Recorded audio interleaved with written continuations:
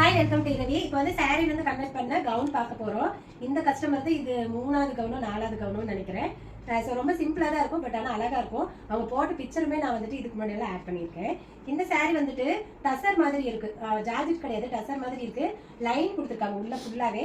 இந்த மாதிரி கலர் வந்து 2 கலர் மிக்ஸ் ஆயிருக்கு, பிங்க் அண்ட் ப்ளூ வந்து மிக்ஸ் ஆயிருக்கு. ஸோ ஃபுல் சாரீ நம்ம வந்துட்டு ஃப்ராக்காக ஸ்டிச் பண்ணியிருக்கோம். ப்ளீட் டைப் தான். ஸ்லீவ் வந்துட்டு எல்போ ஸ்லீவ்ல மேலே மட்டும் குட்டியாக பஃப் கேட்டிருந்தாங்க, ரொம்ப குட்டியாக இருக்கு. இது வந்து ரவுண்டு நெக் தான், நெக்கெல்லாம் ஷேப் எதுவும் இல்லை. பின்னாடி பார்த்தீங்கன்னா ரவுண்டு தான் நாட் கொடுத்துருக்கோம். கீழே வந்துட்டு ஜிப்பு கொடுத்துருக்கு. ரொம்ப சிம்பிளாக இருந்தாலும் அழகாக இருக்கு.